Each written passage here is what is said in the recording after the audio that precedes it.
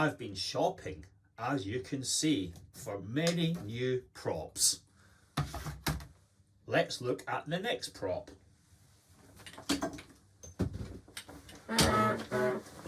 Oh my God, it's a disaster. My New Year's resolution was to learn to play the bagpipes. Thank goodness for you that I have stopped it instantly, to the mercy of everyone everywhere. Hi, my name's Alistair McIntosh. I'm the Chief Executive of the Housing Quality Network. Welcome to the first edition of First Things First for 2021, and also to our new magazine, which I'm sure you will enjoy reading.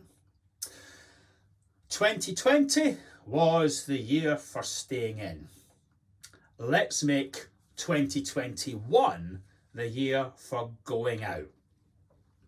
I am told that one of the reasons the Charter was introduced in England was because ministers are very disappointed with the appearance of far too many of our housing estates. I can hear you scream back at me, what about lack of investment? What about the rent cut? And I get all of that. But I do wonder if sometimes we couldn't make a bit more of an effort to maintain the estates. And after all of them were built with love. I was sent this book, The History of Nottingham Council Housing, by Nottingham City Homes for Christmas. Many thanks to everyone for that. I also had in my possession these two fine volumes. This is about council housing in Camden, and this is about Thamesmead.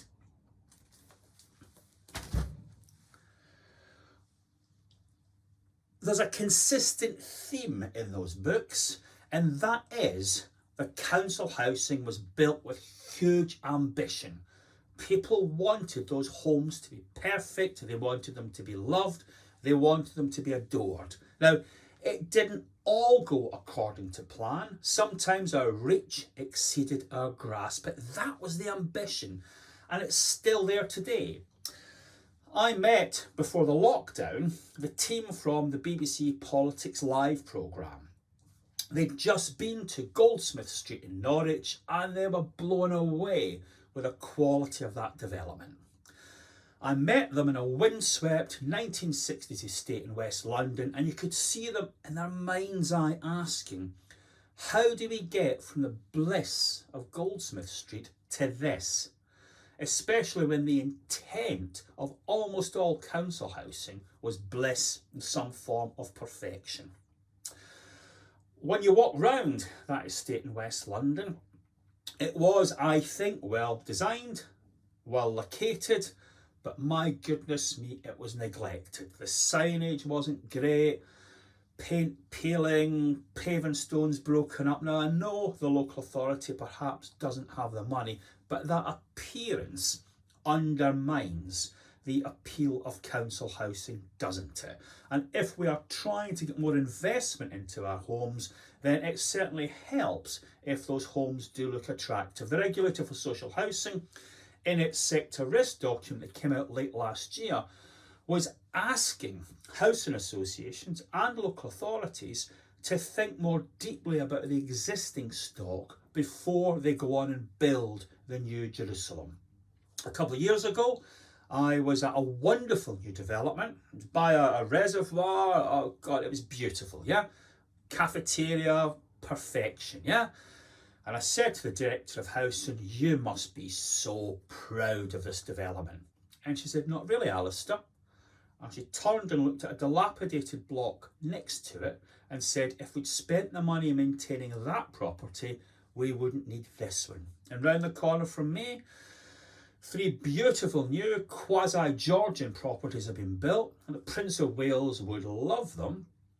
But opposite, the estate looks like it needs more investment. It was refurbished during the Decent Homes era, but now it looks very tired. And if you're standing there in your living room of one of the existing housing association properties and you look at these new homes, what do you think? You know, you might think you're getting a little bit of a raw deal, but the association will say those new homes are intended to sell and create the money to refurbish the old ones. But will the new ones sell when the properties opposite don't look quite as they should?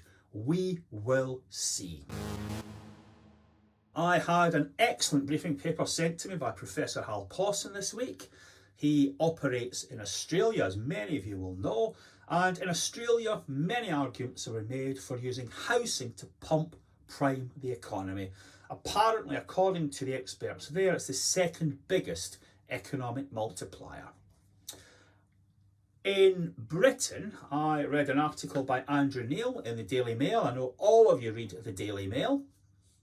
Andrew Neil, whether we like it or not, is one of the few coherent critics of this government that gets a hearing. His idea for pump priming the economy is to make every high street as vibrant and lively as Marylebone High Street. Now, I sent our outside broadcast unit off to Marylebone High Street to have a look at it and see if there actually are any lessons that can be applied more widely. Andrew Neil says Marylebone High Street is the model for British retail in the future. It's the way to bounce back from Brexit. Will every high street be like this in the future? We'll find out. Well, if you want a raincoat for £1,000, this is the place to come. Ideal for Glasgow, where it rains an awful lot. Tired of Thorntons? This is the place to come for your Easter egg. £50 will buy you something that will be a snack between meals.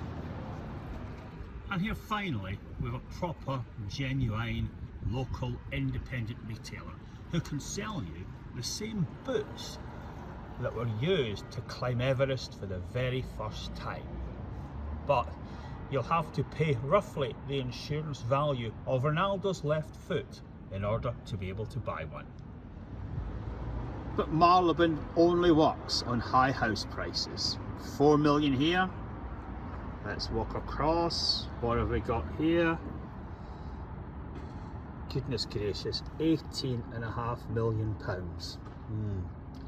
It's a great model if you've got the money. Is this really what we want to spread to the rest of the country? Is it in fact a credible approach?